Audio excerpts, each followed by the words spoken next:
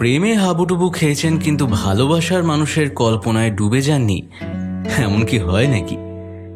প্রেম আর স্বপ্ন সে কি কখনো আলাদা হয়? হ্যাঁ, প্রেম মানে স্বপ্ন নাকি স্বপ্নের জগতই প্রেম? এই সব প্রশ্নের সমাধান নিয়ে আসছে এখন গল্পের আজকের নিবেদন আয় বৃষ্টি ঝেঁপে এবং যদি এমন হতো গল্পের রচয়িতা সৌভিক ঘোষের লেখা তুমি বৃষ্টি চেয়েছো বলে। গল্প পাঠে সুমন, অভিনয়ে বরষা, অরিজিৎ, অন্তরা, প্রদীপ্তা এবং সুমন। বিশেষ সহযোগিতা এবং স্ক্রিপ্ট নীল এবং রুচিরা। পোস্টার ডিজাইন করেছে Shubhadeep. Edit and music Phoenix Audioverse. সামগ্রিক পরিচালনাতে বরষা এবং সুমন। তাহলে শুরু হচ্ছে আজকের গল্প তুমি বৃষ্টি চেয়েছো বলে।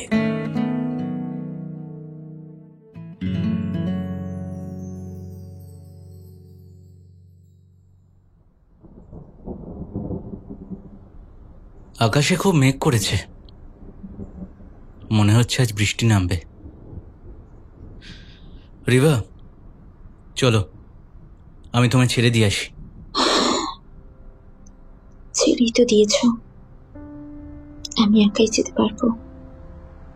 মনের অন্তরালে একরাশ হতাশা নিয়েই রক্তিমকে কথাটি বলে ওঠে রিভা। হতাশার কারণ, আজ রক্তিম তার প্রেমের প্রস্তাব প্রত্যাখ্যান করে রিভার হৃদয় ভেঙেছে। অনেকদিন থেকেই রিভা তাকে মনে মনে ভালোবাসে। আজ সাহস করে তার মনের কথা জানিয়েই দেয়। কিন্তু রক্তিমের মন প্রাণ জুড়েছে শুধু একজনই, পালক। কিন্তু রক্তিম ভালো করেই জানে তার এই ভালোবাসার কোনো পরিণতি নেই। একটা সময় ছিল যখন রক্তিম পালককে মনে মনে চাইত, তখন ছিল ভরপুর যৌবন। তবে এখন ৩৫ ঊর্ধ্ব রক্তিমের মনে পালকের প্রতি ভালোবাসার একটুও অবলুপ্তি ঘটেনি। শুধু তাকে পাওয়ার আশাটা হারিয়ে ফেলেছে। তবুও কোথাও না কোথাও তার কাছে রক্তিম অঙ্গীকারবদ্ধ। আজকে তো নতুন নয়, তুমি তো আজ থেকে আমাকে দেখছো না রিভা। তুমি ভালো করেই তো জানো যে আমার জীবনের সাথে অন্য কোনো মেয়েকে আমি আর জড়াতে পারবো না। আমি কোনোদিনও তোমার পালককে নিজের চোখে দেখিনি, তাই বেশি কিছু মন্তব্য করব না। আমি শুধু একটা কথাই বলবো, তুমি যাকে এতটা মন প্রাণ উজাড় করে ভালোবাসো, সেই কি তোমার কথা কোনোদিন ভেবেছে? নাকি সে তোমার জন্য অপেক্ষা করে আছে? সে তো নিজের পছন্দের মানুষকে বিয়ে করে সুখে সংসার করছে। থাকুক সে অলিক সুখী, তার শোভাতেই সূর্যমুখী। যতন করে হৃদ মাঝারে রাখিব তারে মন জোয়ারে। ভাটায় মোর সোনার তরী, ভাষায় এক নীলচে পড়ি। ডুবে গেলেও ডুবুরি হয়ে রহিব বিলীন তার নীলাভে। বাহ, তাকে নিয়ে বাঁধা কবিতা মন্দ নয়। এই কবিতাটা আজকের নয়, আমি এই কবিতা লিখেছিলাম তখন আমরা কলেজে পড়তাম। কিন্তু যার জন্য এই কবিতা, তাকেই কোনোদিন এটা শোনানো হয়নি। কথাটা বলতে গিয়ে কণ্ঠ রোধ হয়ে যায় রক্তিমের। রিভা বুঝতে পারে রক্তিম আবেগী হয়ে উঠেছে, তাই কথা ঘোরানোর চেষ্টা করে সে। বাদ দাও এসব কথা। যা, লোডশেডিং হয়ে গেল। তোমার ইনভার্টার নেই? না, ওটা আসলে কিছুদিন আগে খারাপ হয়ে গেছে। ব্যস্ত থাকায় ভুলেই গেছি ওটার ব্যাপারে। দাঁড়াও, আমি মোমবাতিটা জ্বালাচ্ছি। তোমাকে উঠতে হবে না, কোথায় আছে বলো, আমি আনছি। আচ্ছা, ওই দিকে দেখো, টেবিলের উপরে দেখো। হ্যাঁ, মোমবাতি আর ওই দেশলাই আছে ওখানে।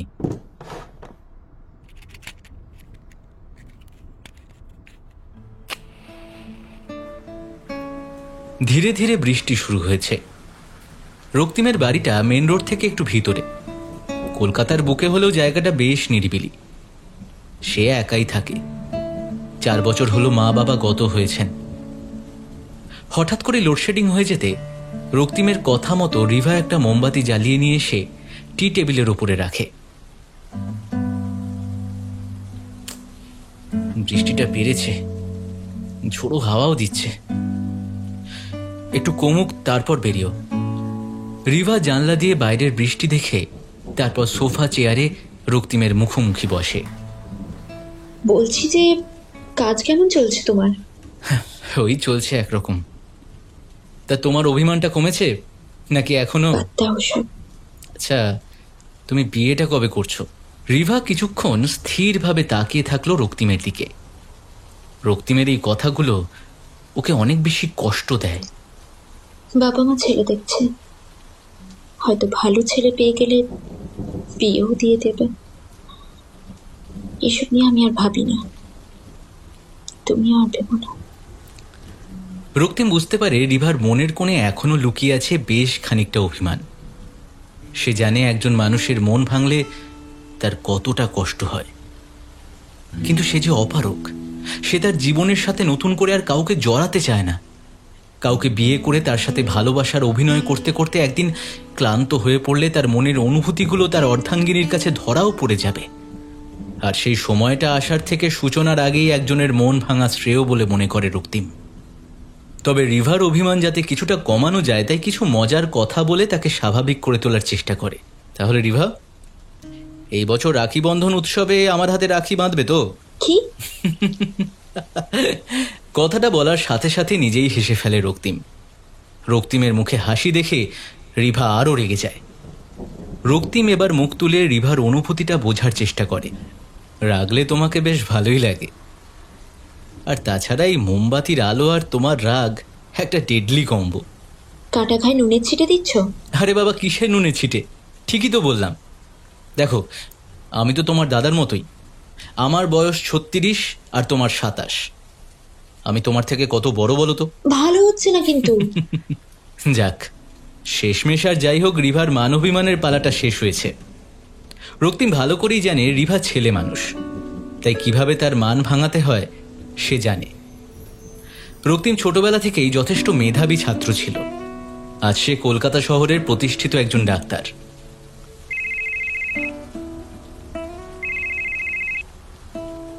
রক্তিম ফোনটা হাতে নিয়েই অবাক হয়ে যায়। জানে না এটা কোইন্সিডেন্ট কিনা, এখনই যাকে নিয়ে কথা হচ্ছিল সেই ফোন করেছে। রক্তিম ফোনটা রিসিভ করে। হ্যালো। হ্যাঁ পালক, বল। কেমন আছিস? ওই আছে একরকম। তুই ভালো আছিস? না। কেন, কি হয়েছে?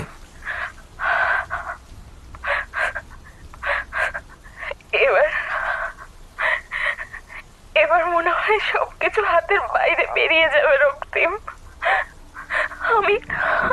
আমি আর মনে হয় ওর মনটাকে বেঁধে রাখতে পারবো না রে। আমি আর পারবো না। আরে কি হয়েছে? কাঁদছিস কেন? আমাকে বল। সায়নের জীবনে। কি? সায়নের জীবনে কি? আরে আমাকে বল, খুলে বল। সায়নের জীবনে হিয়া আবার ফিরে এসেছে। হোয়াট?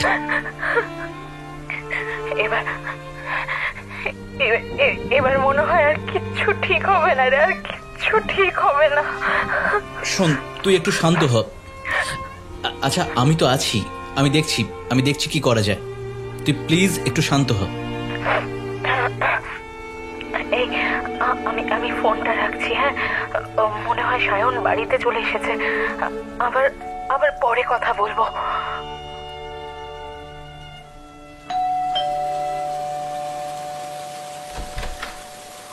পালক দরজা খুলতেই দেখতে পায় সায়ন বাড়িতে চলে এসেছে। সায়নের চোখে মুখে যেন আজ একটা অদ্ভুত খুশির মেজাজ। কি রে, এইভাবে কি দেখছিস? কিছু না, ঘরে এসো। আজকে এতদিন পরে, বলা যায় এত বছর পরে, মনটা একেবারে খুশিতে ভরে গেল পালক। তুই জানিস, আজকে হিয়ার সাথে দেখা হলো। এতদিন বিদেশে ছিল, তবু একটুও বদলায়নি। মেয়েটা সে একেবারে একই রকম থেকে গেল। কথাগুলো বলতে সায়নের ভালো লাগলেও প্রত্যেকটা শব্দ পালকের মনটাকে যেন কাঁটার মতো বিদ্ধ করে। বাইরে থেকে কি কিছু ডিনার করেছো নাকি কিছু খাবে? আচ্ছা, তোর মনে হয় যে হিয়া আমাকে না খাইয়ে ছাড়বে? আমি খেয়ে এসেছি। কথাটা শুনে মনে মনে যেন আরো বেশি আঘাত পায় পালক। আঘাত পাওয়াটাই তো স্বাভাবিক, তাই না? এত দিন ধরে মানুষটা না খেলে নিজের মুখে খাবার তোলেনি সে। আজও তার ব্যতিক্রম ঘটেনি।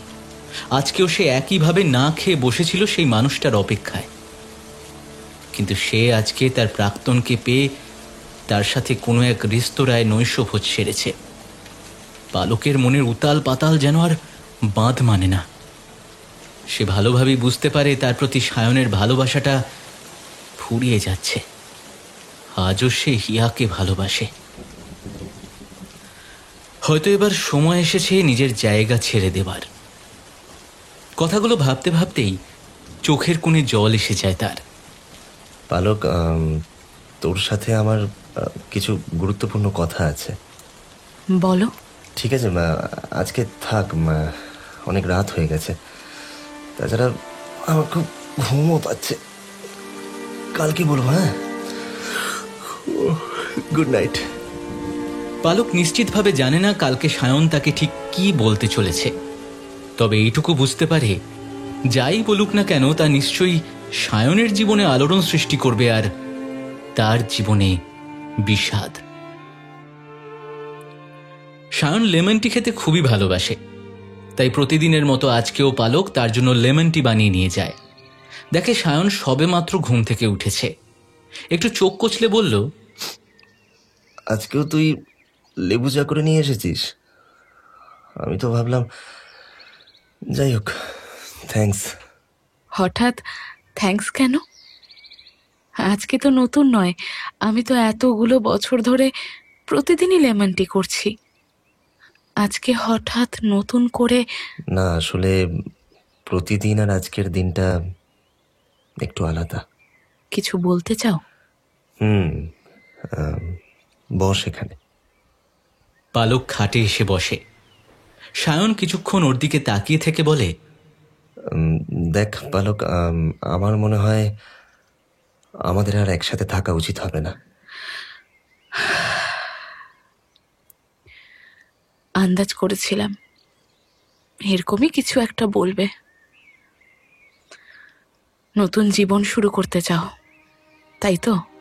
পালক, পালক, তুই তুই তুই আমাকে ক্ষমা কর। এইভাবে না একটা সম্পর্ককে টেনে নিয়ে যাওয়া যায় না পালক। আমি একেবারে ক্লান্ত হয়ে পড়ছি। আমি আমি হিয়াকে ছাড়া থাকতে পারবো না পালক। আমাকে আমাকে একটু বোঝার চেষ্টা কর তুই। আমার বলতে খারাপ লাগলেও এটা সত্যি যে আমি তোর সাথে সুখে নেই পালক। তোর উপরে আমার শুধুমাত্র ওই দায়বদ্ধতা ছাড়ার কিছু নেই।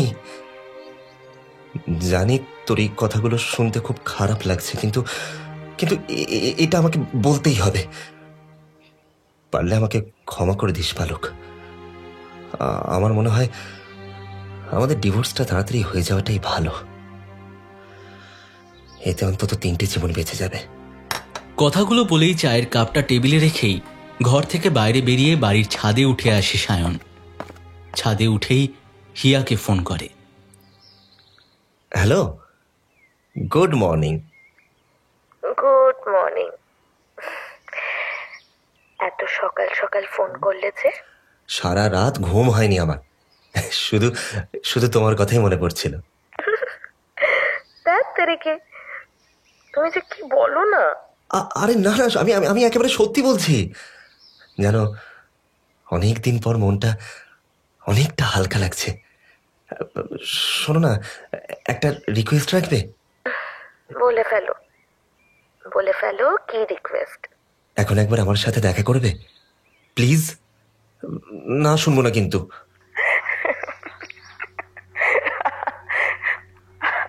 আচ্ছা আচ্ছা বাবা, বলো তো কোথায় দেখা করতে চাও? কোথায় আবার? শ্যামবাজার 5 মাথার কাছে। শ্যামবাজার 5 মাথার মোড়ের কাছে? ঠিক আছে, তুমি আমার জন্য অপেক্ষা করো, আমি 1 ঘন্টার মধ্যেই আসছি। ঠিক আছে? সায়নের কথা মতো হিয়া শ্যামবাজার 5 মাথার কাছে এসে উপস্থিত হয়। এত বছর পর আবার একে অপরের কাছে আসা যেন না চাইতেও অনেক পুরনো স্মৃতি মনে করিয়ে দিয়ে যায়। তোমার মনে আছে হিয়া, আমরা কলেজের ছুটির পর এখানে এসে কতটা সময় কাটাতাম? যখন সবাই শান্ত নিরিবিলি ভিক্টোরিয়া, তারপর ওই গড়ের মাঠে নিজেদের মুহূর্তগুলো তাদের মনের মানুষটার সাথে ভাগ করে নিত, তখন আমাদের দুজনের একমাত্র আকর্ষণ ছিল এই ব্যস্ত কলকাতার শ্যামবাজার পাঁচমাথা। অবশ্য তার আরেকটি কারণ আছে, আর সেটা হলো গোলবাড়ির কষা মাংস। যা বলেছ, সত্যি একটা নস্টালজিয়া বটে।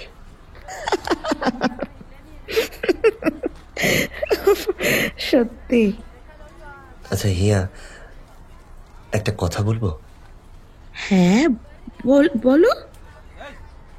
তোমার এত পারমিশন নেওয়ার কি আছে, বলো। এই হলুদ শাড়িতে তোমাকে একদম আগের মতো লাগছে। জানো হিয়া, কালকের থেকেও না আজকে অনেক বেশি সুন্দর লাগছে তোমাকে।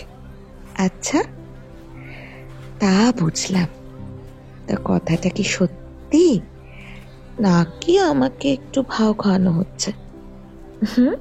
আরে আরে, আমি তোমাকে কেন ভাও খাওয়াবো? একদম সত্যি কথা বলছি হিয়া। আমি আমি সত্যি একেবারে চোখ ফেরাতে পারছি না। তবে তোমার কিন্তু অনেকটা পরিবর্তন এসেছে। যেমন চোখে কালো ফ্রেমের ফুল রিমের চশমা এসেছে, চুলে পাক ধরেছে, ফর্সা চামড়াটা রোদে পুড়ে শ্যামলা হয়ে গেছে। আর সেই সময়ের ক্লিন শেভ করা ছেলেটার মুখে খোঁজা খোঁজা দাড়িও গজিয়েছে। আর ওই একটু মোটা হয়ে গেছো, এই আর কি।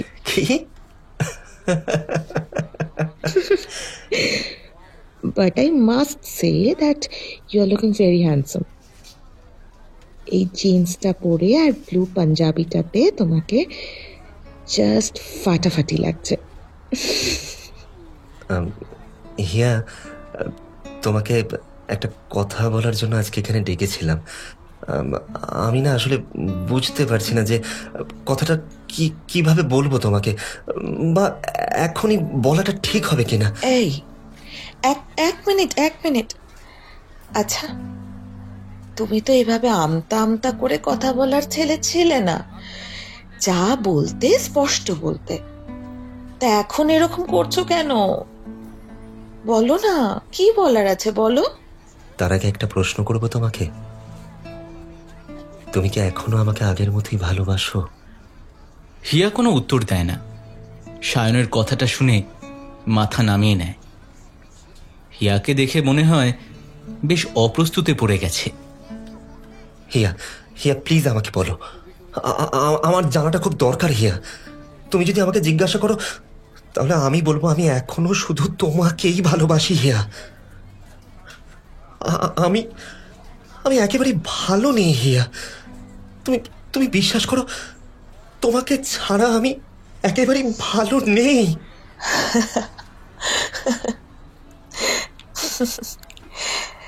দেখো, এতগুলো বছর তো আমাকে ছাড়া তুমি ভালোই ছিলে বলো। বিয়ে করেছো, সুখেই ঘর বাঁধছিলে। আমি কিন্তু তোমাকে ছাড়া এ মনে আর কাউকে জায়গা দিইনি জানো। কিন্তু তুমি পেরেছ, তুমি পারোনি। আজ প্রতীক্ষার সময়ের কাছে হেরে গেছে সায়ন, জাস্ট হেরে গেছো। আমি স্বীকার করছি, আমি যা করেছি ভুল করেছি, কিন্তু আমাকে কি একটা সুযোগ দেয়া যায় না? হিয়া, একটা সুযোগ? না, এটা আর হয় না সায়ন। তোমার বিয়ের পর অনেক কষ্ট করে আমি আমার মনটাকে মানিয়েছি, নিজের মনকে স্বাভাবিক করেছি। আর নতুন করে স্বপ্ন দেখিও না। আর তাছাড়া তুমি তো এখন বিবাহিত, তোমার বাড়িতে স্ত্রী আছেন, তাকে ভালো রাখার দায়িত্বটা কার? তোমারই তো। সেই দায়িত্বভার তুমি চাইলেও অস্বীকার করতে পারো না সায়ন।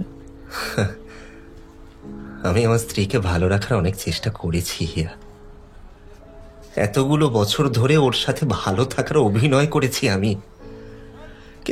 কিন্তু তুমি বিশ্বাস করো, ওকে না আমি হাজার চেষ্টা করেও মন থেকে ভালোবাসতে পারিনি। আর আমি এসব করতে করতে একেবারে ক্লান্ত হয়ে গেছি হিয়া। আচ্ছা আচ্ছা, তুমি বলো তো, আমার দিকে একবার দেখো, তুমিও কি একা ভালো আছো হিয়া? এতগুলো দিন তো একা কাটিয়েই দিলাম, বাকি জীবনটা পারবো না? বেশ পারবো, বাকি জীবনটাও খুব পারবো। একা থাকার না একটা আলাদা মজা আছে জানো, যেটা তোমরা দম্পতিরা বুঝবে না। No responsibilities, no understanding, no compromise, nothing nothing nothing. এক মুক্ত চেতনা সায়ন, এক মুক্ত চেতনা। কথাটা বলতে গিয়ে হিয়ার চোখে জল চলে আসে, তাই সে চোখের জল আড়াল করার জন্য নিজের কালো সানগ্লাসটা পরে নেয়। তবে আজ সেখানে শুধু হিয়া আর সায়ন নয়, তাদের মাঝে একজন তৃতীয় মানুষও উপস্থিত। সে আর কেউ নয়, পালক। সহস্র মানুষের ভিড়ে সে নিজেকে আড়ালে রেখে এক দৃষ্টিতে চেয়ে আছে। তার চোখে মুখে বিষাদের পারদ যেন তরঙ্গের মতো এসে বাঁধ ভেঙে দিয়ে যায়। সে জানে না কতটা সর্বনাশা খেলায় সায়ন জড়িয়ে পড়ছে।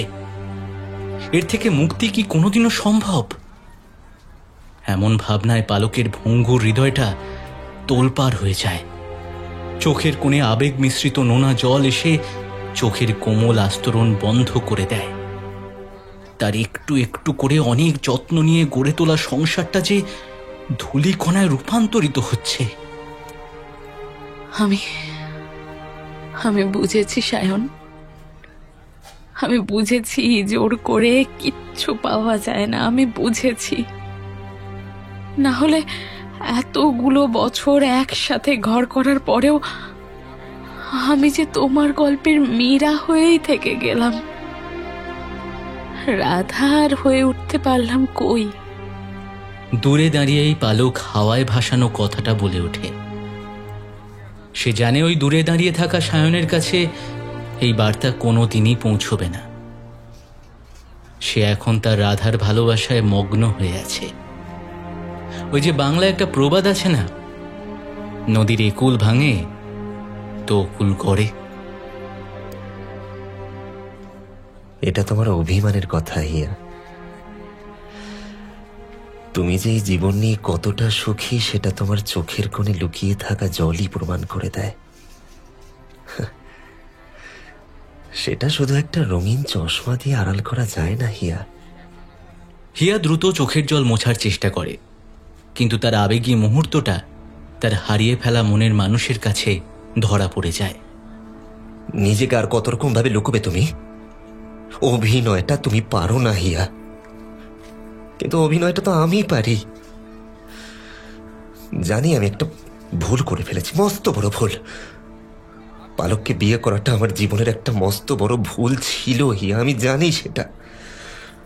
আমি পালককেও সুখী করতে পারিনি আর নিজেও সুখী হতে পারিনি, কিন্তু অভিনয় দক্ষতা দিয়ে প্রতিদিনের এক সংসারের নাট্য মঞ্চে নায়কের ভূমিকায় অভিনয়টা আমি খুব ভালো করে গিয়েছি।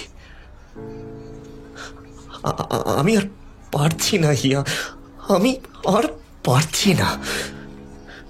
এই মিথ্যে ভালোবাসার আর মিথ্যে ভালো থাকার গল্পের নায়কের চরিত্রে অভিনয় করতে করতে আজ আমি বড় ক্লান্ত হিয়া। তুমি বিশ্বাস করো,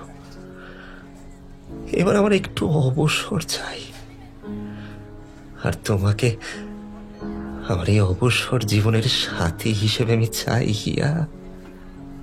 এই হিয়া, দেখো না আমার দিকে একটু, পারবে না হিয়া? এইসব মান অভিমান ভুলে আমার হাতে হাত রেখে বাকিটা জীবন তুমি কাটিয়ে দিতে পারবে না? বলো না, এই হিয়া, বলো না, পারবে না তুমি? হ্যাঁ? হিয়া আর কোনো উত্তর দেয় না, শুধুমাত্র নির্বাক হয়ে চোখ দুটো বন্ধ করে রাখে। বুঝেছি, আজ আমি পর হয়ে গেছি, তাই তো? আমি শুধু আমার ইচ্ছেগুলো তোমার সাথে ভাগ করে নেব বলেই আজ এখানে তোমাকে ডেকেছিলাম। আমি তোমাকে কোনো জোর করবো না হিয়া। তুমি যদি চাও আমি বাকিটা জীবন এইভাবেই না হয় আমার স্ত্রীর সাথে অভিনয় করে কাটিয়ে দেব। কথাগুলো বলে আর চোখের জল ধরে রাখতে পারে না সায়ন। হিয়া বুঝতে পারে সায়ন এখনো তাকে ভুলতে পারেনি। সায়ন, সায়ন, আমি বুঝতে পারছি তুমি এখনো আমাকে ঠিক আগের মতোই ভালোবাসো। দেখো, আমিও তোমাকে কোনোদিনও ভুলতে পারবো না। একসাথে কাটানো আমাদের সময়গুলো আমি আজও অনেক মিস করি, জানো। কিন্তু এখন তোমার পৃথিবী আর আমার পৃথিবী একদম আলাদা। আর অভিনয়ের কথা বলছিলে না? আচ্ছা, আমরা কে অভিনয় করছি না বলো তো? তুমি তোমার স্ত্রীর সাথে অভিনয় করছো না? আর এই দেখো, আমি করছি আমার নিজের সাথে।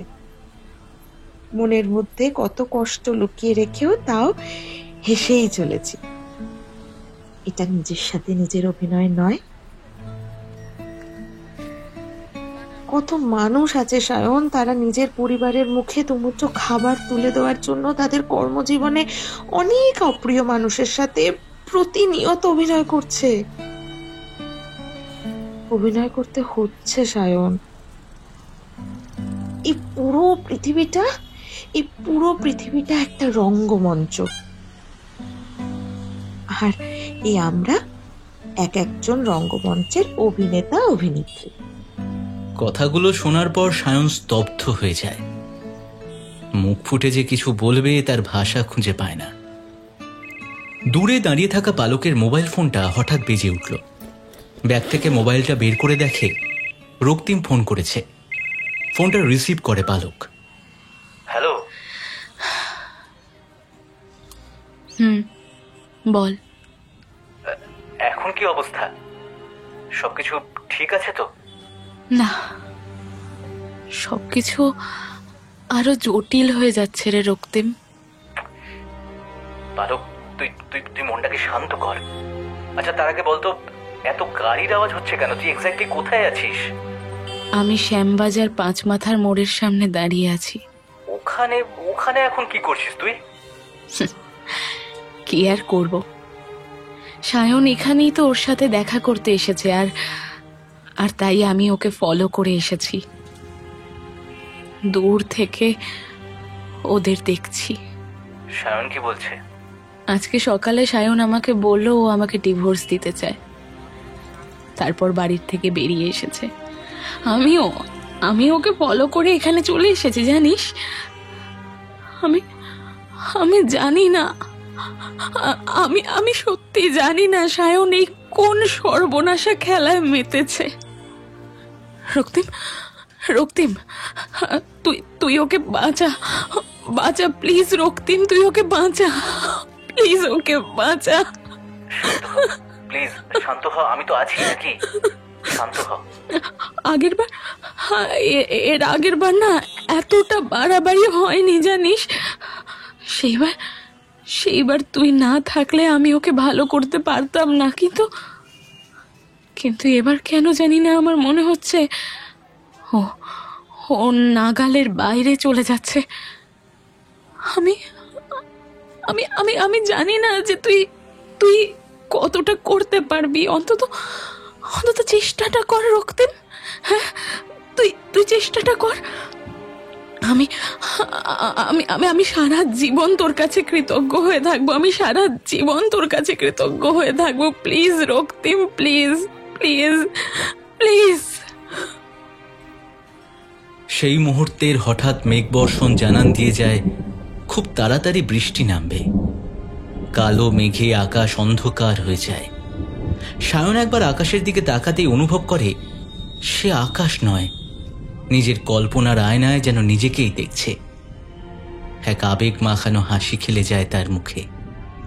আকাশের দিকে তাকাতেই বৃষ্টির এক ফোঁটা জল এসে চোখের মধ্যে পড়ে। মুহূর্তের মধ্যেই চোখ দুটো বন্ধ হয়ে যায়। চোখ বন্ধ করতেই সেই জলবিন্দু সরল রেখায় তার চিবুক বেয়ে নেমে আসে। নয়ন তোমারে পায় না দেখিতে, রয়েছ নয়নে নয়নে। নয়ন তোমারে পায় না দেখিতে, রয়েছ নয়নে নয়নে। হৃদয় তোমারে পায় না জানিতে, হৃদয় তোমারে পায় না জানিতে। হৃদয়ে রয়েছ গোপনে, রয়েছ নয়নে নয়নে। নয়ন তোমারে পায় না দেখিতে, রয়েছ নয়নে নয়নে। জানি আমি তোমায় পাবো নিরন্তর, লোক লোকান্তরে যুগ যুগান্তর।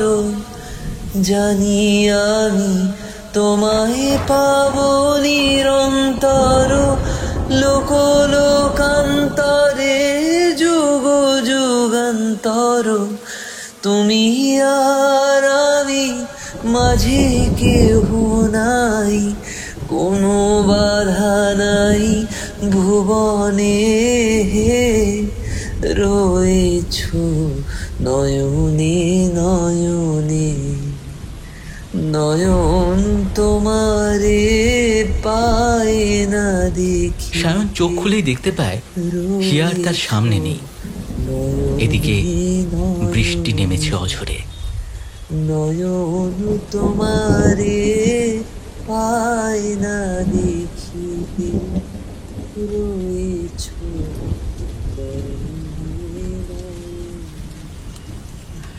রক্তিম, খুব জোরে বৃষ্টি নেমেছে রে। ও একা রাস্তায় দাঁড়িয়ে ভিজছে। ও ঠান্ডা লেগে শরীর খারাপ করবে। হ্যাঁ, আমি কি ওকে নিয়ে আসবো? না না না, একদম না। তুই যেখানে দাঁড়িয়ে আছিস সেখানে দাঁড়িয়ে থাক, কোথাও যাবি না। ও কেন বুঝতে চাইছে না? হিয়া ওকে ভুলে গেছে। হিয়ার এখানে থাকে না, হিয়ার ওর সাথে কোনো সম্পর্ক রাখে না। ও কেন বুঝতে পারছে না বলতো আমাকে? একটু শান্ত হ বালক, ঠান্ডা মাথায়। কিভাবে শান্ত হব? ওকে কিভাবে বোঝাবো যে ওর যার সাথে কথা বলছে সেটা হিয়া নয়, সেটা শুধুমাত্র ওর কল্পনা। একটু শান্ত হ বালক, প্লিজ একটু শান্ত হ। পুরো বিষয়টা ঠান্ডা মাথায় ভাবতে হবে, প্লিজ। আর এর জন্য সায়ন আমাকে ডিভোর্স দিতে চাইছে? তুই ভাবতে পারছিস? হ্যাঁ, আচ্ছা, তুই বলেছিলিস না যে ওর মস্তিষ্কের কোনো জায়গাতেই হিয়া নামের কোনো অস্তিত্ব থাকবে না? তুই বলেছিলিস তো? হ্যাঁ, বল না, তুই বলেছিলিস না? হ্যাঁ হ্যাঁ, আমি বলেছিলাম, কিন্তু তাহলে কেন আবার হিয়া ফিরে এলো? বল আমাকে, বল। হ্যাঁ, ও ফিরে এসেছে, আর শোন, আবারও চলে যাবে। তুই এক কাজ কর, নিশ্চিন্তে বাড়ি যা, আমি দেখছি। কিন্তু ওকে তুই একা ছেড়ে দে, আমি যা বোঝানোর ওকেই বোঝাবো। তুই আমার উপর একটু ভরসা রাখ, তুই বাড়ি ফিরে যা। ঠিক আছে। সাবধানে ফিরিস, রাখছি। কি হয়েছে রক্তিম? Any problem?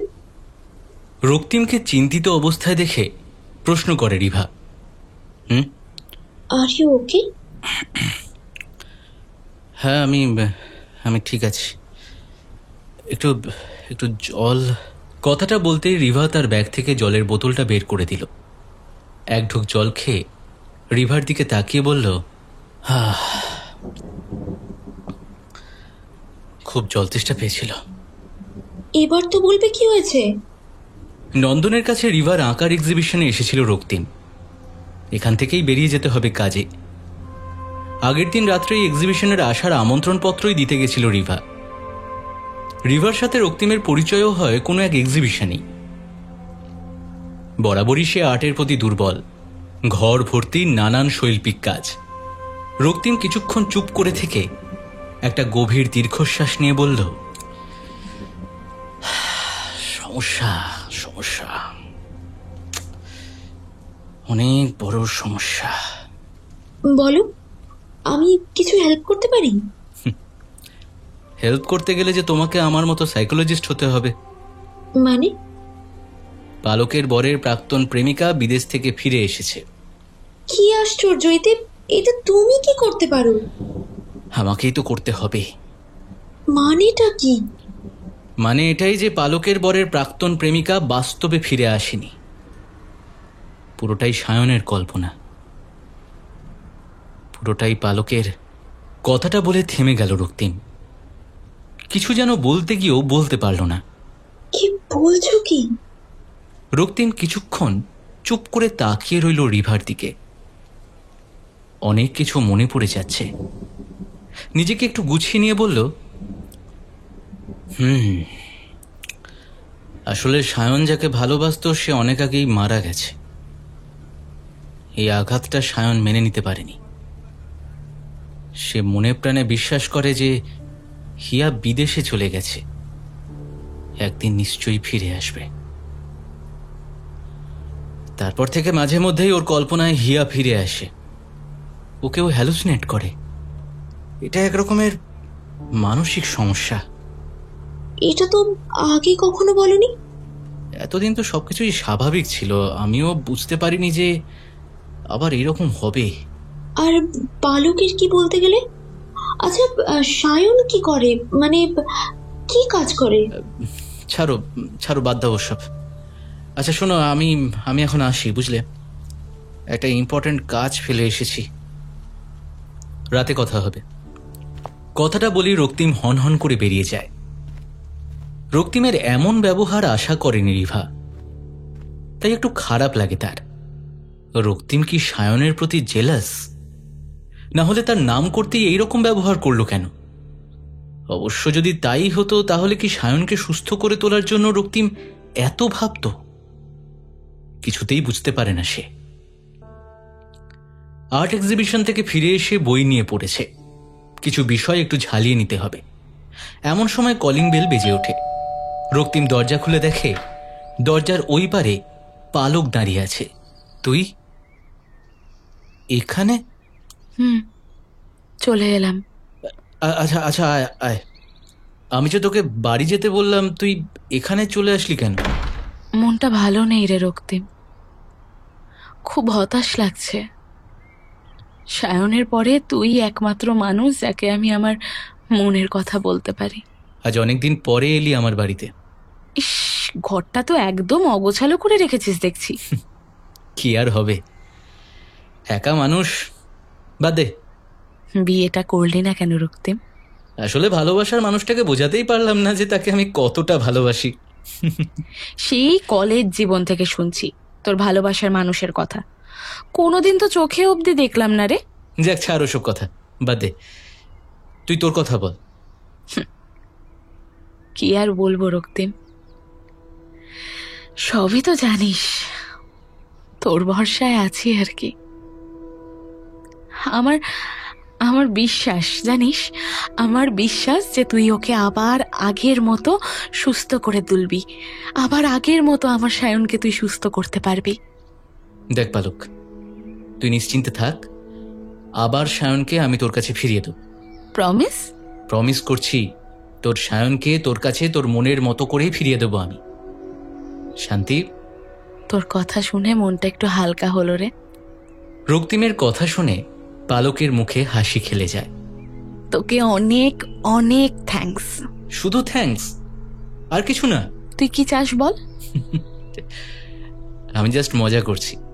দেখ, আমি শুধু দেখতে চাই তুই ভালো আছিস, আর কিছু না। ও যাই হোক, আজকে রাতে তোদের বাড়িতে কিন্তু আমি যাব, বুঝলি? কখন আসবি বল? ওই ধর চেম্বার করে 8:30 থেকে 9টার মধ্যে। হ্যাঁ, আর একটা কথা মনে রেখে দে, আজকে বাড়িতে গিয়ে সায়নকে কোনো রকম প্রশ্ন তুই করবি না, কোনো ঝগড়া যেন না হয়, মনে থাকবে? কিছু খাবি? না না, বাড়ি যেতে হবে রে। না, একটু দাঁড়া। এত দূর যখন এসেছিস আমার বাড়িতে 1 কাপ চা খেয়ে যা। এত দিন পরে এসেছিস, বস। রক্তিম নিজের হাতে করে চা বানিয়ে পালকের হাতে তুলে দেয়। নে ধর। চায়ের কাপে মুখ দিতেই প্রাণ জুড়িয়ে যায় পালকের।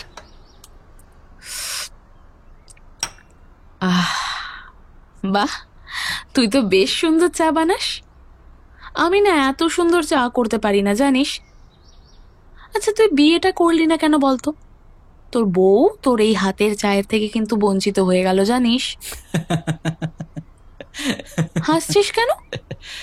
যা বললি সেটা শুনে হাসি পেয়ে গেল, আর কি বলবো বল। আচ্ছা শোন, ঠিক আছে, আর দেরি করব না, আমি আসছি। হ্যাঁ, তাহলে আজকে রাতে দেখা হচ্ছে। হ্যাঁ, যদি সায়ন আজকে রাতে বাড়িতে থাকে তাহলে আজকে নিশ্চয়ই যাব, আর না হলে আগামীকালকে। ঠিক আছে, টাটা। পালক বেরিয়ে যেতেই রক্তিম দরজাটা বন্ধ করে দেয়, তারপর একটা সিগারেট জ্বালায়।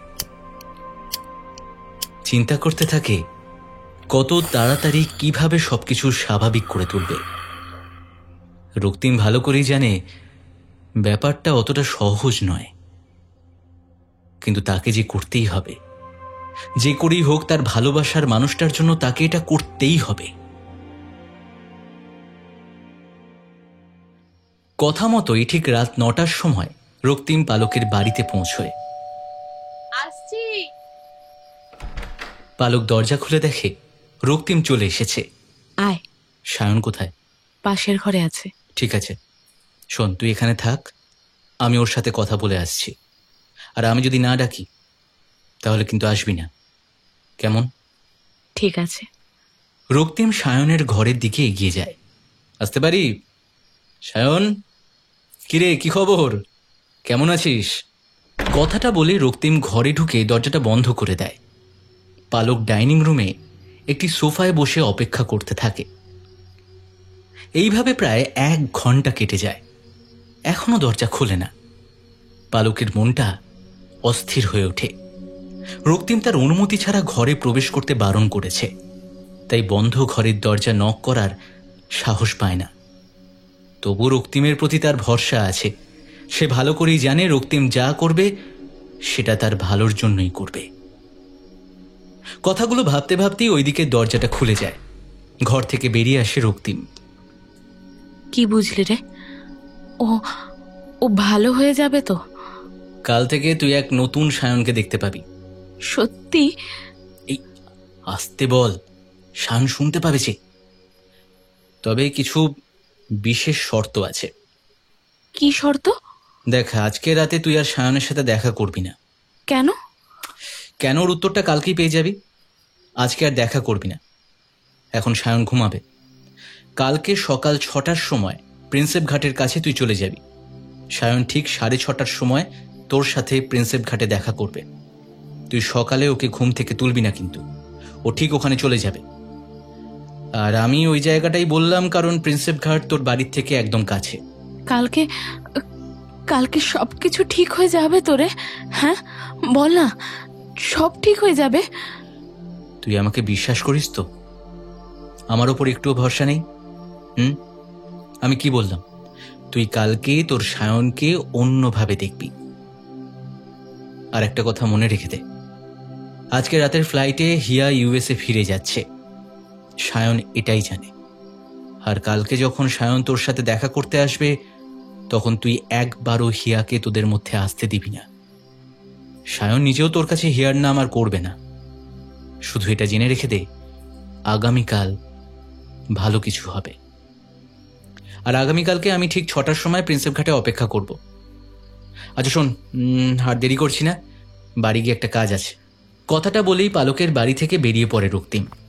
বাইরে বেরিয়ে রিভাকে ফোন করে। হ্যালো। হ্যাঁ বলো। ব্যস্ত? না, একটা বই পড়ছিলাম। বলো, কেন ফোন করলে? বুঝতে পেরেছি, তোমার আবার রাগ হয়েছে আজ ওইভাবে বেরিয়ে আসার জন্য, তাই না? রাগ কেন হবে? রাগ করার মতন আমি কেউ নই। যাকে বাদ দাও, বলো কি বলছো।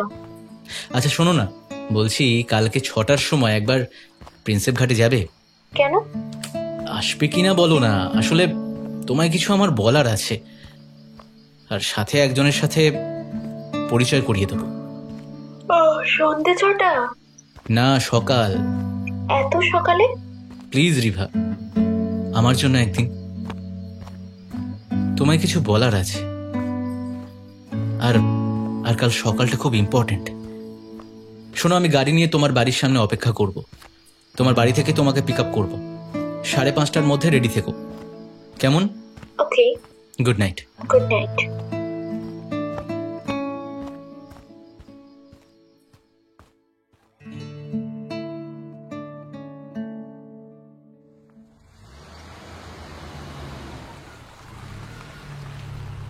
রক্তিম সময়ের ব্যাপারে খুবই সচেতন। ঠিক 5:40 তার হন্ডা সিটি গাড়িটা নিয়ে নিজেই ড্রাইভ করে রিভার বাড়ির সামনে উপস্থিত হয়। 5 মিনিটের মধ্যে রিভা তৈরি হয়ে নিচে নেমে আসে। রক্তিম গাড়ির সামনের দরজাটা খুলে দেয়। আসো, সিট বেল্টটা বেঁধে নাও। এবার বলো তো, এত জরুরি তলব কি ব্যাপার? বলছি, আজকে তোমাকে একজন মানুষের সাথে পরিচয় করিয়ে দেব। কার সাথে পরিচয় করাবে? পালক আর সায়নের সাথে। কি? যা শুনেছো সেটা ঠিকই শুনেছো। গাড়ি ঘোরাও, আমি বাড়ি যাব। ওর ব্যাপারে জানলে আর এই কথাটা বলতে না। মানে? দেখো রিভা, তুমি অনেকবার আমার কাছে জানতে চেয়েছিলে না যে আমার কলেজ জীবনের গল্প, পালকের গল্প। আজকে তোমাকে সবকিছু বলবো।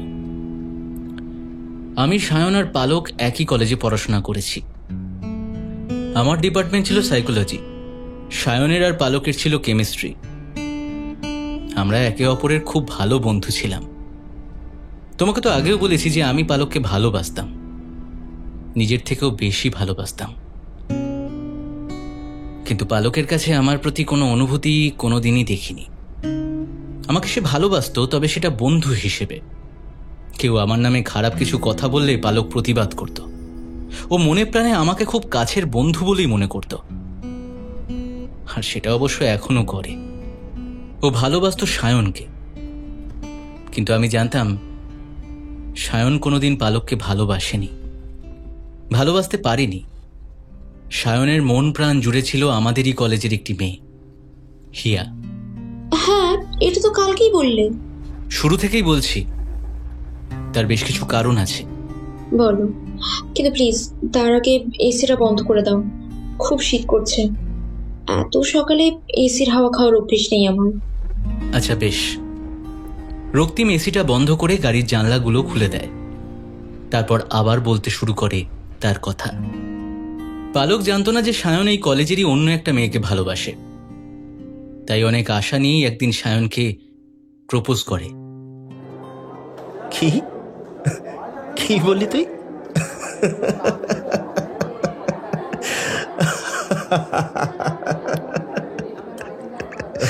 এই কথাটা শুনে তোর হাসি পাচ্ছে সায়ন? ও বাবা, তো হাসবো না? তুই জানিস তুই কি বলছিস? হ্যাঁ, আমি তোকে আবারও বলছি, আমি তোকে ভালোবাসি। তুই হাসলেও সত্যিটা মিথ্যে হয়ে যাবে না রে। দেখ পালক, আমি কিন্তু তোকে আমার বন্ধু হিসেবেই ভাবি, আর সেটা কিন্তু তুই ভালো করেই জানিস। আর সত্যি কথা বলতে কি, আমি আমি আমি হিয়াকে ভালোবাসি। কি? হ্যাঁ, আমি তো আর কিছুদিনের মধ্যেই তোকে আর রক্তিমকে জানাতাম, কিন্তু তুই যে আমার প্রতি এই ফিলিংস নিয়ে আছিস, আমি তো এসব কিছু জানতাম না। দেখ পালক, আই এম সরি, আমি তোর প্রপোজালটা অ্যাকসেপ্ট করতে পারছি না। প্লিজ তুই আমাকে ক্ষমা করে দিস। আমি দূরে দাঁড়িয়ে ওদের সব কথা শুনেছিলাম। বিশ্বাস করো, আমার খুব খারাপ লেগেছিল। আমিও চাইতাম পালক যাকে ভালোবাসে তাকে নিয়েই সুখী হোক। আর সত্যি বলতে সবকিছু স্বাভাবিকই চলছিল। একসময় পালকের সাথে হিয়ারও বন্ধুত্ব হয়ে গিয়েছিল, আমিও খুব খুশি হয়েছিলাম। কিন্তু তখনও জানতাম না পালক একটা ভয়ঙ্কর খেলা শুরু করেছে। মানে? কলেজ থেকে আমাদের একটা ট্যুরের প্ল্যান করা হয়। আমরা নৈনিতাল যাই। ট্যুরে সকলের মধ্যে থেকেও পালক একদম চুপ হয়েছিল। আমাদের কারোর সাথে সেইভাবে কথা বলছিল না, শুধু সায়নের দিকে তাকিয়ে থাকতো। আমি গিয়ে জিজ্ঞেস করাতেও সে কিচ্ছু বলেনি আমায়। যদি জানতাম সেই মুহূর্তে ওর মনের মধ্যে কি চলছে, তাহলে হয়তো আজ এই দিনটা আসতো না।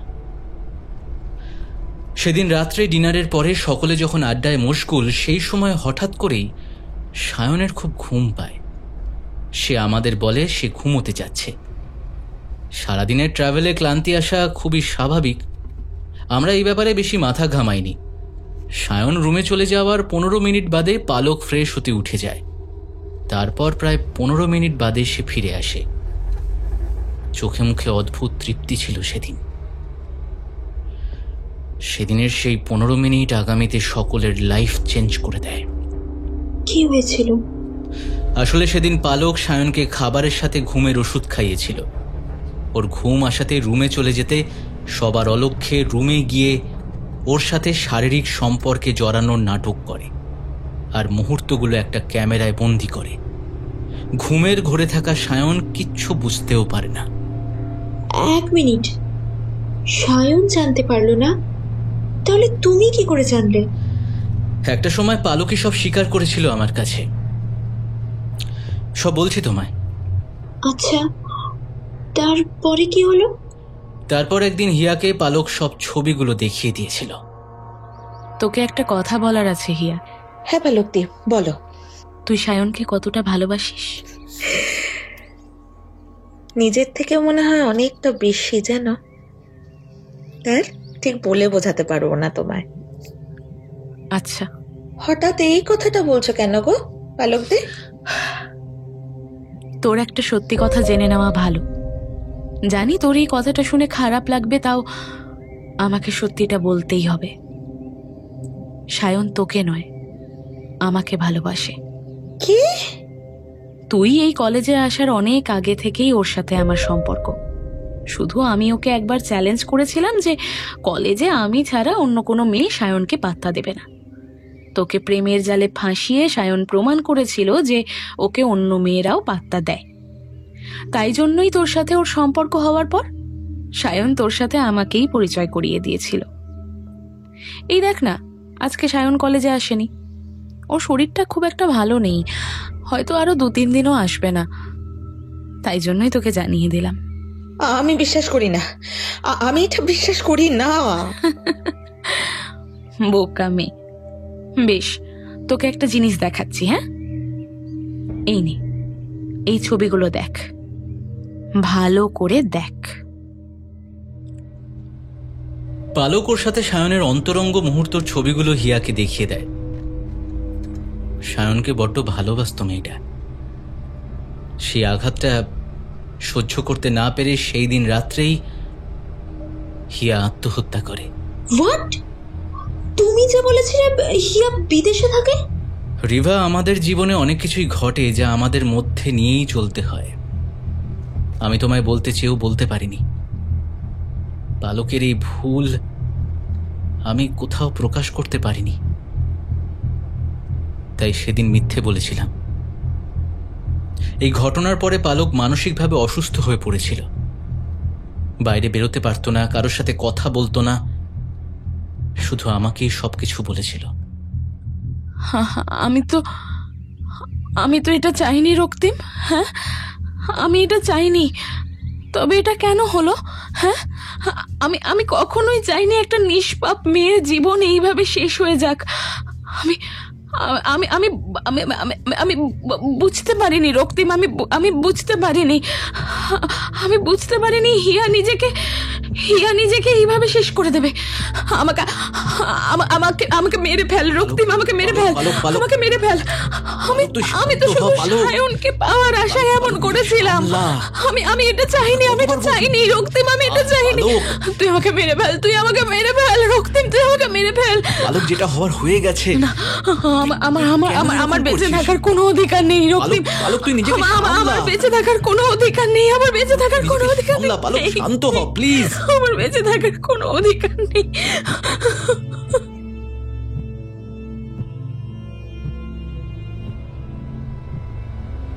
পালক আমাকে ছাড়া কাউকে কথাগুলো কোনোদিনও বলতে পারেনি। সায়ন এই ঘটনাটা কোনোদিনও জানতে পারেনি? না, সায়ন এটা কোনোদিন জানতে পারেনি। সায়ন সবসময় মনে করত হিয়া বেঁচে আছে, তার জন্য অপেক্ষা করছে, একদিন ঠিক ফিরে আসবে। আর মাঝে মধ্যেই হিয়া ওর জীবনে ফিরে আসতো। তখনও সবাইকে ভুলে যেত, সবকিছু ভুলে যেত। হিয়ার আত্মহত্যার ঘটনাটা সায়ন একেবারেই মেনে নিতে পারেনি। সেই দিন যদি হিয়া পালকের কথার উপরে নির্ভর না করে একটি বার যদি সবকিছু যাচাই করে নিত, তাহলে এই দিনটা দেখতে হতো না।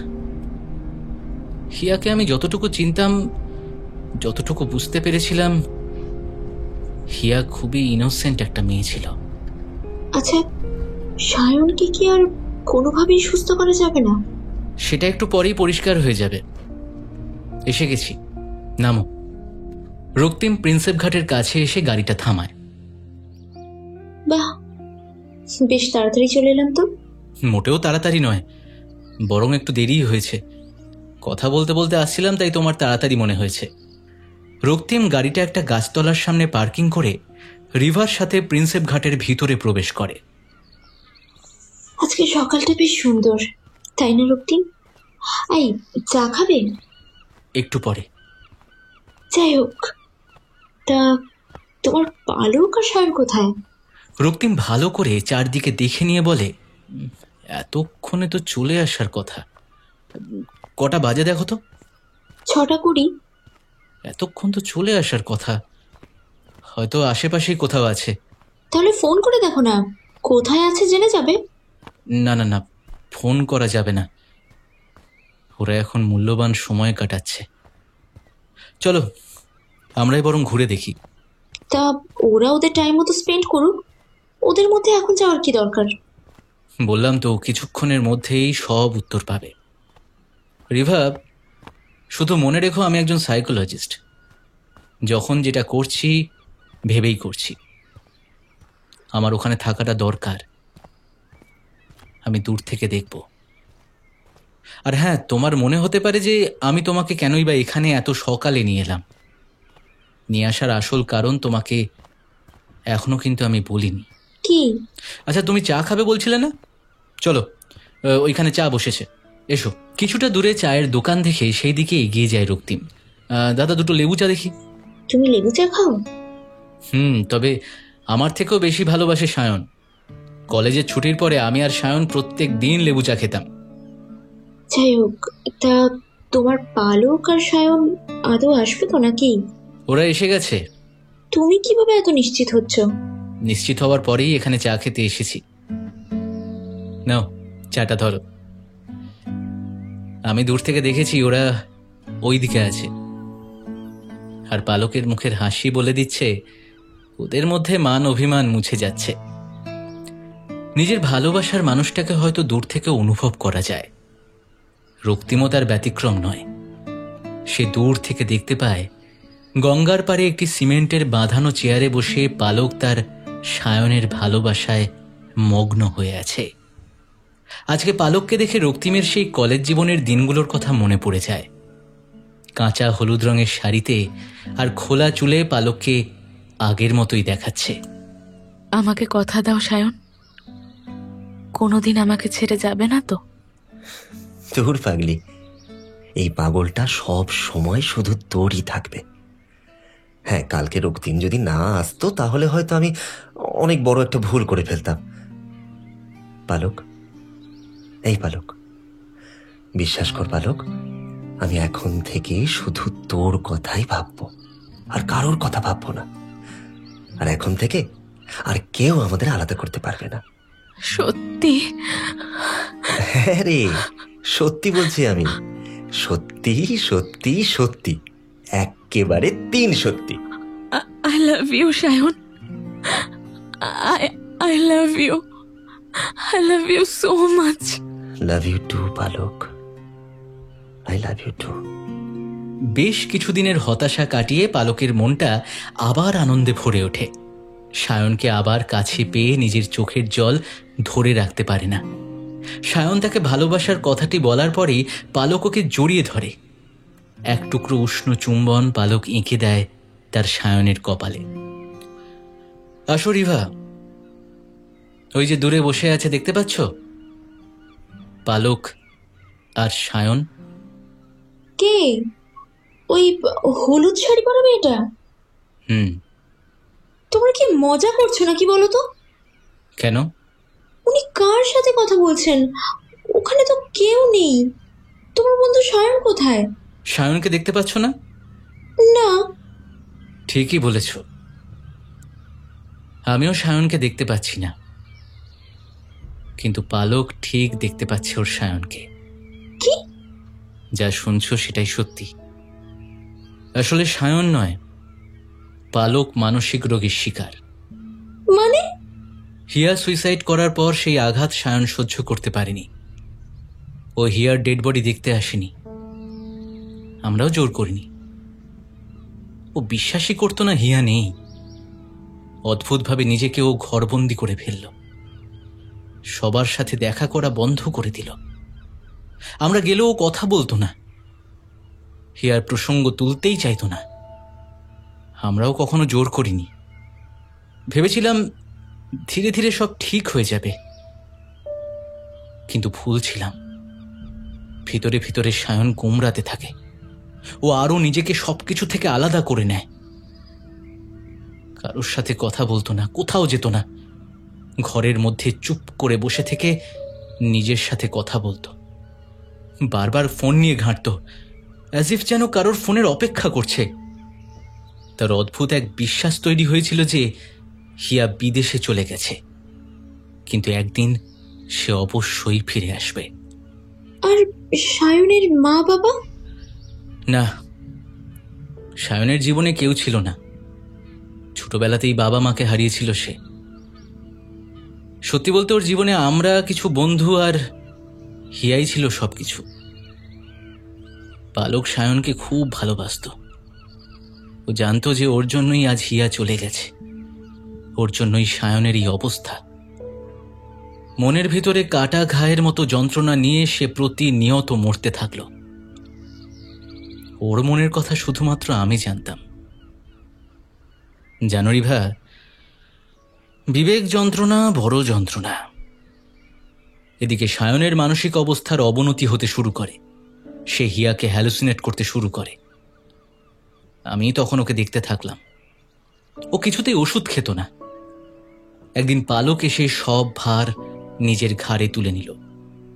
সে সায়নকে সুস্থ করে তোলার আপ্রাণ চেষ্টা করতে লাগলো।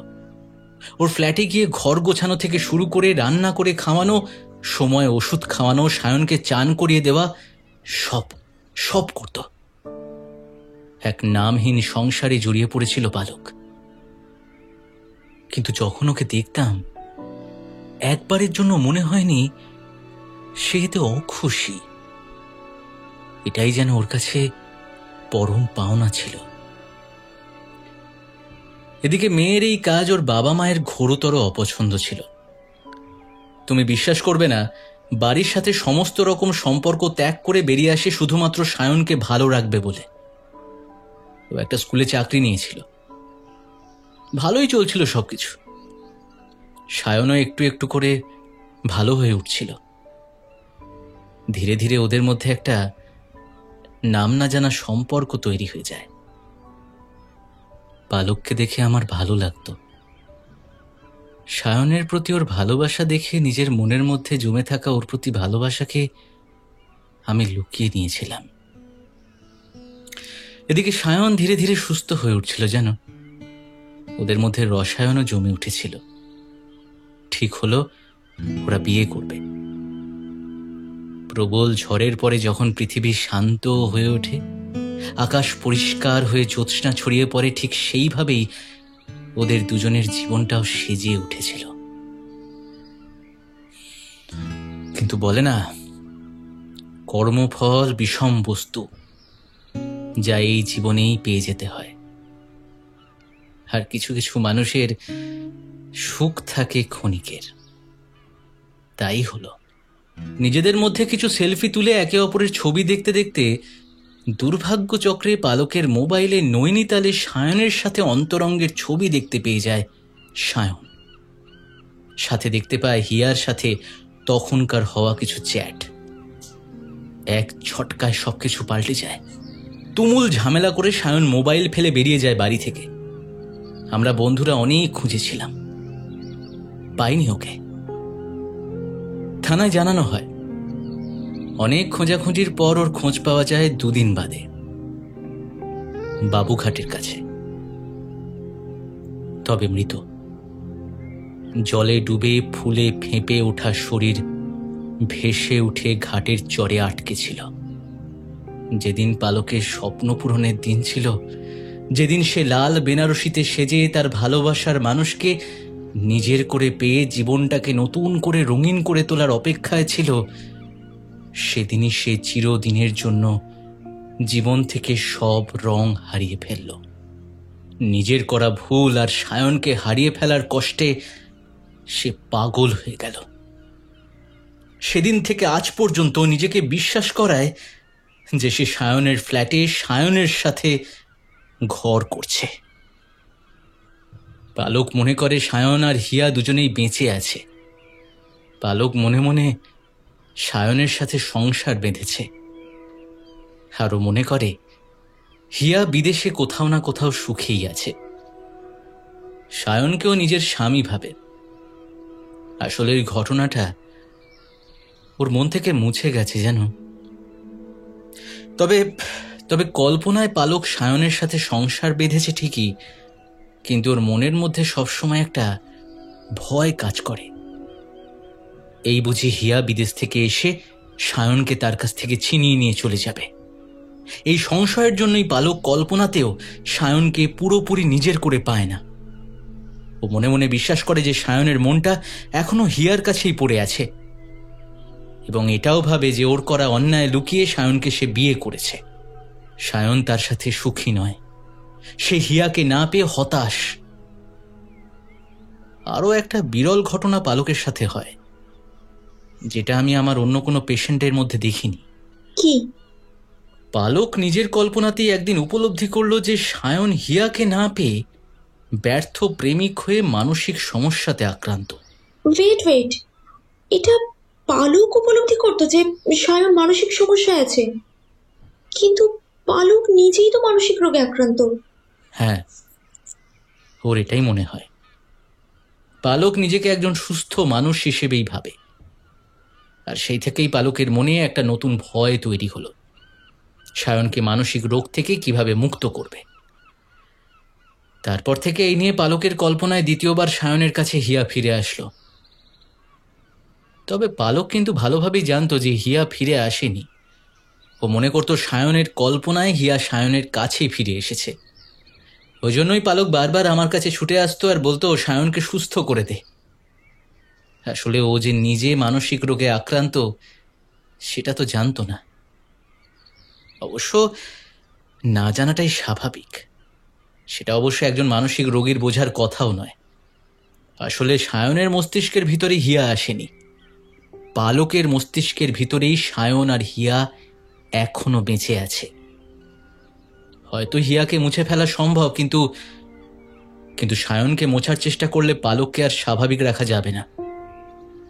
সেই সময়ের হিয়া আর সায়নের আত্মহত্যার স্মৃতি আমি অনেক কষ্ট করে ওর মন থেকে মুছে দিতে পেরেছি রিভা, কিন্তু সায়নকে কোনোদিন ওর মন থেকে মুছে দেওয়া যাবে না। এইভাবে পালক সায়নকে কতদিন জড়িয়ে ধরে বাঁচবে? হয়তো আমরণ। কি বলছো কি? তুমি চেষ্টা করোনি? চেষ্টা কি আর করিনি? অনেক চেষ্টা করেছিলাম, কিন্তু একটা সময় এটা আমার মনে হয়েছিল এতেই পালক ভালো আছে। ওর কাছে যেদিন এটা সত্যি হয়ে দাঁড়াবে যে সায়ন নেই, সেদিন সে নিজেকে শেষ করে ফেলবে।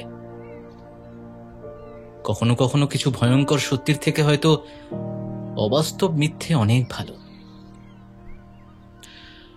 সেদিন থেকে আজ পর্যন্ত পালক সায়নের সাথেই আছে। শুধু মাঝে মাঝে সায়নকে হারিয়ে ফেলার ভয়ে ছুটে আসে আমার কাছে, ভাবে হিয়া ফিরে এসে সায়নকে ওর থেকে দূরে নিয়ে চলে যাবে। আর আমি স্বার্থপরের মতো এই মিথ্যেকে বাঁচিয়ে রেখে চলি। কথাটা বলি রক্তিম রিভার দিকে তাকায়। সে লক্ষ্য করে রক্তিমের চোখের কোণ চিকচিক করছে। এমন সময় চোখের পলকেই পালক রক্তিমের কাছে এসে হাজির হয়। তোকে কি বলে যে ধন্যবাদ জানাবো আমি আমি জানি না। কথাটা বলতে গিয়ে পালক নিজের আবেগ ধরে রাখতে পারে না। তুই এবার খুশি তো পালক? অনেক খুশি, অনেক অনেক খুশি, আমি অনেক খুশি। জানিস আমার আমার সায়ন আমাকে কি বলেছে জানিস? আমাকে বলেছে এখন থেকে শুধু আমার কথাই ভাববে, আর অন্য কাউকে ভাববে না। কত আনন্দের কথা, তাই না? হ্যাঁ বল, ও শুধু আমাকে ভাববে, জানিস, শুধু আমার কথা ভাববে। সত্যি তো, অনেক আনন্দের কথা, তাই না রিভা? হ্যাঁ। তুমি কে? তোমার সাথে তো কোনোদিনও পরিচয় হয়নি। আমি রিভা। জানিস পালক, এবার ভাবছি বিয়েটা করেই ফেলি, কি বলিস? এই এই দেখ তো, আমায় ওর পাশে মানাবে? ওয়াও, এ তো দারুণ খবর। এতদিন আমাকে জানাসনি কেন? এটা কি ঠিক হলো? হ্যাঁ, জানালে কি আর সারপ্রাইজটা থাকতো? এই শোন না, সায়ন আমাকে ডাকছে, ও ওখানে একা বসে আছে। তুই দাঁড়া, আমি একটু পর আসছি। হ্যাঁ, এই কোথাও যাবি না কিন্তু। আজকে 4 জন মিলে একসাথে অনেক ঘুরবো, ফুচকা খাবো, অনেক মজা হবে। বেশ, আজ তুই যা বলবি তাই হবে। কথাটা বলেই পালক গঙ্গার ধারের সেই সিমেন্টের বাঁধানো চেয়ারের দিকে এগিয়ে যায়, যেই চেয়ার পালক আর সায়নের সম্পর্ক পুনরুদ্ধারের অন্যতম সাক্ষী। তুমি মিথ্যে বললে কেন? মিথ্যে? মিথ্যে মানে? ন্যাকামো হচ্ছে। তুমি বললে কেন যে তুমি আমাকে বিয়ে করবে? যে মেয়েটা আমাকে মনে মনে এতটা ভালোবাসে, তার ভালোবাসাকে অস্বীকার করব কিভাবে রিভা? দেখো, তোমাকে আমি সবটা বলতে পারিনি আগে, আজ বললাম। এটাই আমার জীবন। পালক আমার জীবনের সাথে বেঁচে থাকবে এইভাবে। আমি ছাড়া যে ওর কেউ নেই, তুমি মেনে নিতে পারবে? কথাটা শুনে রিভার ঠোঁটে এক মিষ্টি হাসি খেলে যায়। চিবুক নামিয়ে নেয় রিভা। আকাশে ধীরে ধীরে মেঘের আনাগোনা বাড়ে, তার গর্জন যেন বৃষ্টির পূর্বাভাস দিয়ে যায়। আকাশে বড্ড মেঘ করেছে, মনে হচ্ছে বৃষ্টি নামবে। ওনাকে ডাকুন। আর তাছাড়া এখন মনে হয় আমাদেরও এখান থেকে যাওয়া উচিত, না হলে কি? বৃষ্টি এসে যাবে। আসুক বৃষ্টি। রক্তিমের এই বার্তা কালো মেঘে আচ্ছন্ন হয়ে থাকা আকাশ যেন শুনতে পেয়ে যায়। মুহূর্তে এই বৃষ্টির ধারা এসে ভিজিয়ে দেয় তাদের। অপরদিকে পালক, আজকের বৃষ্টিটা যেন আর না থামে। সেই অনেকগুলো বছর হয়ে গেল আমরা একসাথে বৃষ্টিতে ভিজিনি। ওইদিকে দেখো, রক্তিমের সাথে মেয়েটাকে ভারী মানিয়েছে, বলো? তা মানিয়েছে। তোমার কাছে একটা অনুরোধ আছে। কি? বল না। এবার থেকে আমাকে তুমি বলে ডেকো। তুমি? না না না না, প্লিজ সায়ন। আচ্ছা বেশ, তুমি, তুমি আর শুধু তুমি।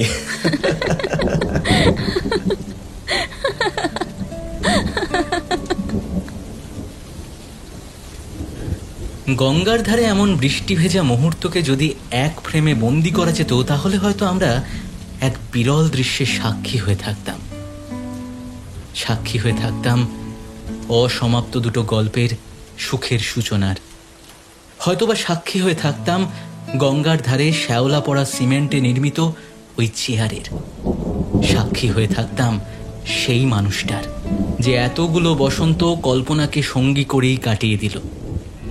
জীবনের বাকি দিনগুলো হয়তো সে এইভাবেই কাটিয়ে দেবে। হয়তো তাকে আর কোনোদিনই স্বাভাবিকভাবে পাওয়া যাবে না। বাস্তবতা তার থেকে অনেক দূরে। কিন্তু এতে আর কোনো দুঃখ নেই রক্তিমের। দূরে দাঁড়িয়ে সে উপলব্ধি করে পালক ভালো আছে। এক টুকরো হাসি ফুটে ওঠে রক্তিমের ঠোঁটে। তাই তার আজ কোনো দুঃখ নেই, আজ আর নেই কোনো আক্ষেপ। এইভাবেও কল্পনায় যদি একজন মানুষকে ভালো রাখতে পারে, তাহলে সারা জীবন বেঁচে থাকুক এই কল্পনা। বাঁচিয়ে রাখুক স্বপ্ন, বাঁচিয়ে রাখুক অনুভূতি, আর বাঁচিয়ে রাখুক ভালোবাসা।